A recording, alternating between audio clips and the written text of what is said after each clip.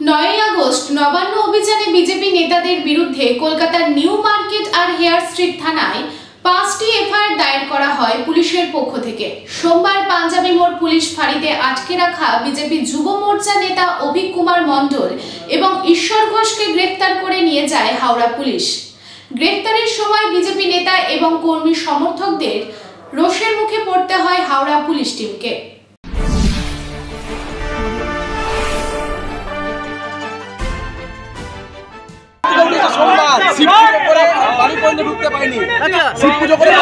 আমি জানি না পুলিশ যদি এত সক্রিয় হতো তাহলে আরজিকর ঘটনার আগে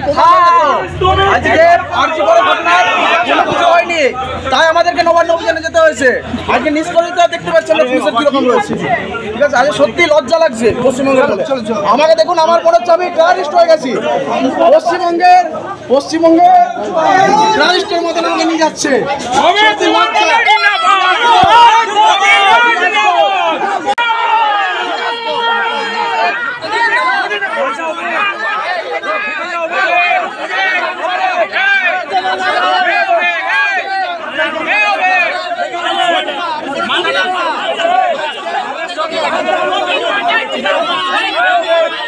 কলকাতায় আরজিকর কাণ্ড নিয়ে গত 9 আগস্ট উই ওয়ান্ট জাস্টিসের দাবিতে নবান্ন ঘেরাও কর্মসূচিতে সামিল হয়েছিলেন রানীগঞ্জের বিজেপি যুব মোর্চার নেতা অভিক কুমার মণ্ডল এবং বিজেপি কর্মী ঈশ্বর ঘোষ।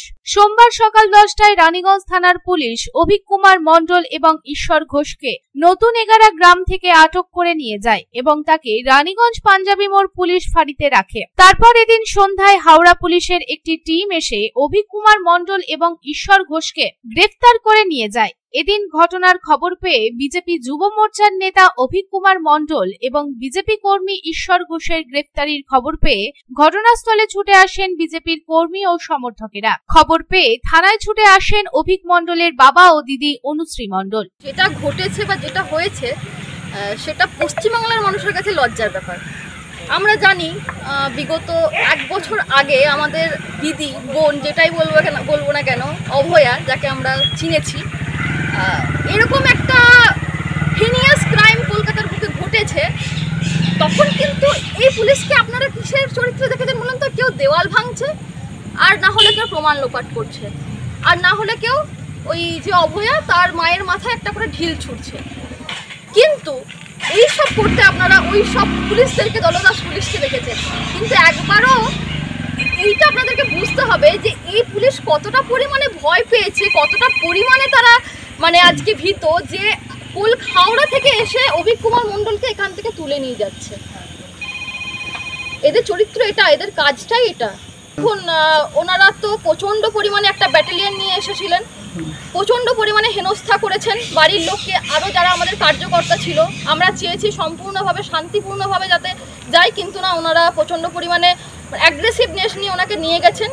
সোমবার দুপুর থেকে পাঞ্জাবি মোড় পুলিশ ফাঁড়িতে একত্রিত হতে শুরু করে বিজেপির জেলা নেতৃত্ব সহ কর্মী ও সমর্থকেরা। এদিন পাঞ্জাবি মোড় পুলিশ ফাঁড়িতে উপস্থিত ছিলেন ভারতীয় জনতা পার্টির জেলা সম্পাদক অভিজিৎ রায়, জেলা কমিটির প্রবক্তা অপূর্ব হাজরা, বিজেপি নেতা অরিজিৎ রায়, শামশের সিং সহ অন্যান্য নেতারা। অভিক কুমার মণ্ডল এবং ঈশ্বর ঘোষকে গ্রেফতার করে রানীগঞ্জ থেকে হাওড়া নিয়ে যাওয়ার জন্য রীতিমতো হিমশিম খেতে হয় পুলিশকে।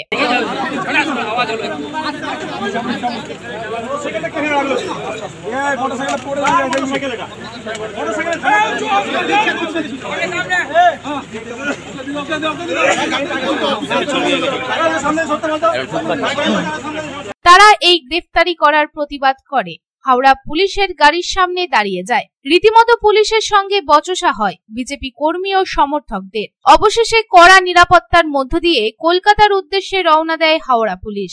চটি চাটার চূড়ান্ত যাকে বলে, তার ব্যতিক্রম রানীগঞ্জ রইল না। তারা মমতা ব্যানার্জি ছাত্র যুবদেরকেও ছাড়ছে না। অভিক কুমার মণ্ডল রানীগঞ্জের একজন যুব নেতা, তরতাজা যুব নেতা। সে অভয়ার বাবা মার ডাকে গেছিল এখানে। সে কোনো বিজেপির ঝান্ডা ধরে ওইখানে আন্দোলনে যায়নি। সে একজন অভয়ার ভাই নিজেকে মনে করে সেই আন্তরিকতার সঙ্গে সেখানে গিয়ে লড়াই করেছে। কিন্তু তারপরেও তৃণমূলের দলদাস পুলিশ তাদেরকে এখানে খুঁজে বার করে হাওড়া থেকে 250 কিলোমিটার দূরে এসে তাকে গ্রেপ্তার করছে। এইখান থেকে তাদের পুলিশের মেন্টালিটি বুঝুন। আর দেখলেন কিভাবে আমাদের এখানে পুলিশ বল প্রয়োগ করে এখানে পার করলো তাকে, মহিলা থেকে শুরু করে কাউকে রেয়াত করলো না।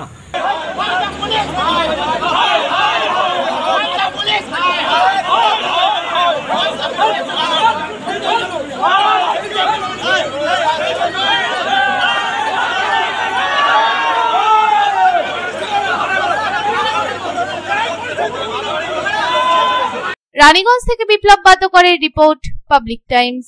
आपके घर को दीजिए सबसे मजबूत फाउंडेशन, दीजिए मजबूती का डोज। JBG हेक्सा TMT, मजबूती का डोज पक्का है।